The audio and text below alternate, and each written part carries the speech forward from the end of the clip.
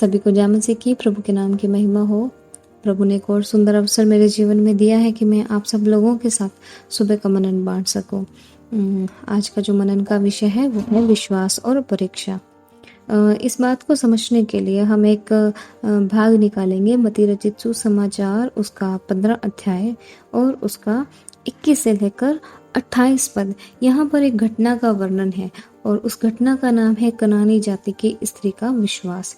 एक स्त्री जो कनानी जाति की है, कनानी लोग और कनानी जो लोग होते थे, ये इन लोगों को नीचा गिना जाता था या छोटी जाति के लोग गिना जाता था और इनका और इस्राएलियों का कोई भी मेल मिलाप नहीं होता था। और यहाँ पर लिखा है ऐसी स्त्री का विश्वास, वो जो छोटे हैं। आगे हम देखते हैं कि ये जो कनानी जाति की स्त्री है वो एक समस्या में है। जो इसकी बेटी है वो दुष्टात्मा से ग्रसित है और अपनी इस समस्या को लेकर वो प्रभु यीशु मसीह के पास आकर विनती करते हैं। आयत 22 में ऐसा लिखा है, उस प्रदेश से एक कनानी स्त्री निकली और चिल्लाकर कहने लगी, हे प्रभु दाऊद की संतान, मुझ पर दया कर। यहाँ पर हम उस स्त्री को परमेश्वर के सामने विनती करते हुए देखते हैं, लेकिन उसकी इस प्रार्थना के बाद परमेश्वर का प्रत्युत्तर क्या रहा हम देखते हैं। आयत 23 में लिखा है, पर उसने उसे कुछ उत्तर ना दिया। देखिए, यहाँ पर हमने देखा कि वो स्त्री प्रार्थना कर रही है, लेकिन आयत 23 में परमेश्वर का रिएक्शन या उसका प्रत्युत्तर क्या था, वो ये था कि प्रभु ने उसे कुछ भी उत्तर नहीं दिया। दूसरी बात, उसके चेलों ने आकर उससे विनती की कि इसे विदा कर, क्योंकि ये हमारे पीछे चिल्लाती हुई आ रही है।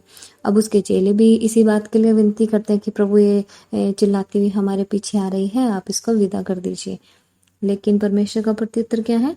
24 आयत उसमें लिखा है, उसने उत्तर दिया, इसराइल के घराने की खोई हुई भेड़ों को छोड़ मैं किसी के पास नहीं भेजा गया। यानी कि परमेश्वर ने इनडायरेक्टली उसे मना कर दिया। यहाँ पर जैसा कि उसके टॉपिक में ही लिखा है कनानी जाति, कनानी जाति, और यहाँ पर परमेश्वर कह रहे हैं वह इसराइल के घराने के लिए आया है। परमेश्वर इसराइल की खोई हुई भेड़ों को बचाने के लिए आया है, कनानी लोगों के लिए नहीं है। उसके कहने का मतलब ये था।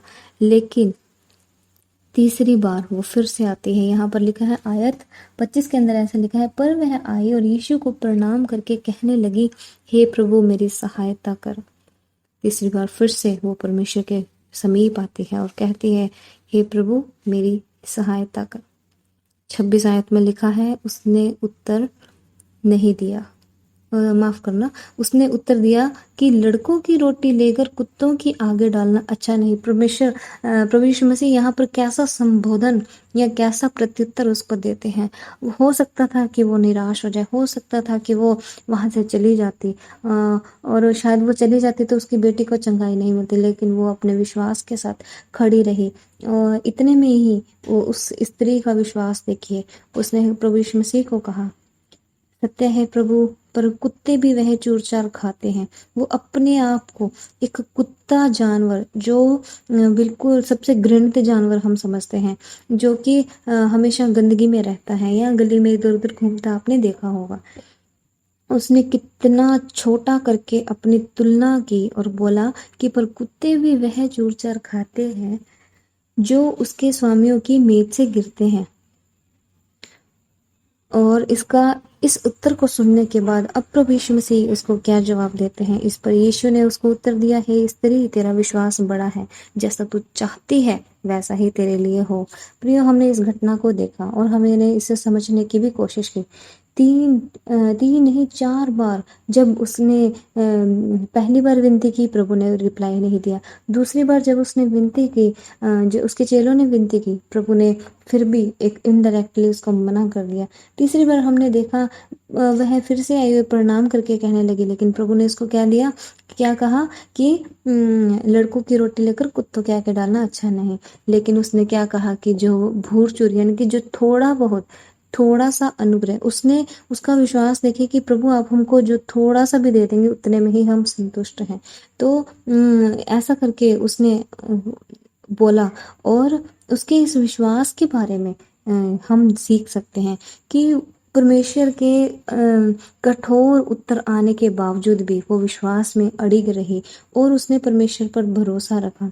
और यहाँ पर लिखा है, प्रभु यीशु मसीह उसको उत्तर देते हैं कि हे स्त्री, तेरा विश्वास बड़ा है। प्रियो, जब विश्वास परमेश्वर हमारे जीवन में परख को लेके आता है तो हमें उसमें स्थिर रहना है।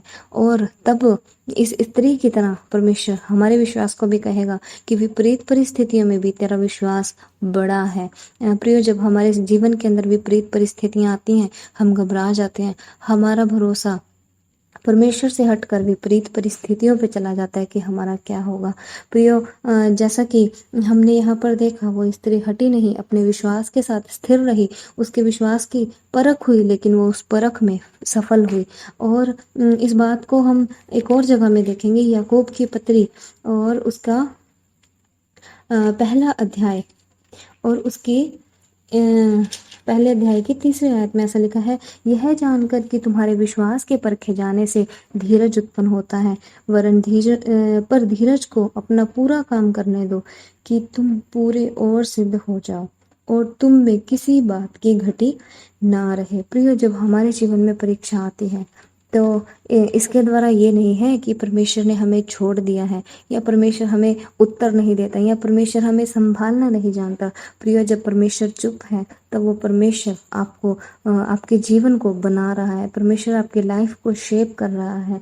आप डरे नहीं, आप घबराएं नहीं, परमेश्वर आपके विश्वास को सिद्ध विश्वास बनाना चाहता है, आपके विश्वास को सिद्ध करना चाहता है। जैसा कि अभी हमने यहाँ पर देखा कि तुम्हारे विश्वास के परखे जाने से धीरज उत्पन्न होता है। परमेश्वर हमारे अंदर धीरज को लाना चाहता है और उस धीरज के द्वारा परमेश्वर हमें सिद्ध करना चाहता है कि हम एक सिद्ध जीवन जिए, जैसा कि प्रभु यीशु मसीह ने सिद्ध जीवन जिया, ताकि वैसा ही हम भी सिद्ध जीवन जिए। प्रियो, जब हमारे विश्वास की परख हो तब परमेश्वर हमारे विश्वास के बारे में भी देखकर कहे कि इनका विश्वास बड़ा है। प्रियो, हम इस सुसमाचार की किताबों में कितनी ही घटनाएं पढ़ती हैं जो अविश्वास की घटनाएं हैं। कितनी ही घटनाएं ऐसी हैं कि सूबेदार के विश्वास के बारे में यदि हम देखें, परमेश्वर ने उसको कहा कि मैंने ऐसा विश्वास इसराइल में भी कहीं नहीं देखा। प्रियो, इब्रानियों की पत्री उसका 11 अध्याय में विश्वास के योद्धाओं के बारे में लिखा है। विश्वास से रिलेटेड, विश्वास से जुड़ी हुई हमें बहुत सारी घटनाएं उसमें बाइबल में मिल जाएंगी। प्रियो, लेकिन जब विश्वास को परमेश्वर परखता है तो इसका मतलब ये है कि परमेश्वर हमें सिद्ध बनाना चाहता है। आप डरे नहीं, आप घबराएं नहीं, परमेश्वर आपके साथ है, परमेश्वर हमें सिद्ध बनाना चाहता है। आइए हम प्रार्थना करें। हमारे स्वर्गीय पिता परमेश्वर, हमारे जीवन को आप जानते हैं, आप हमें जानते हैं प्रभु, आप हमारे मन के विचारों को जानते हैं प्रभु। जब हमारे जीवन में विपरीत परिस्थितियां आती हैं प्रभु, हमारा भी विश्वास डगमगा जाता है प्रभु, हम घबरा जाते हैं। परमेश्वर, आप हमें सहायता करें, आप हमें अनुग्रह दें प्रभु। चाहे कितने भी विपरीत परिस्थितियां हो, चाहे घोर अंधकार से भरी हुई तराई क्यों ना हो प्रभु जी, उस समय में भी आप पर भरोसा करने के लिए आप हमें सहायता करें, अनुग्रह करें। सारी बात में आदर और महिमा आपके नाम को देते हुए इस विनती और प्रार्थना को हमारे उद्धारकर्ता प्रभु यीशु मसीह के नाम से मांगते हैं, आमीन।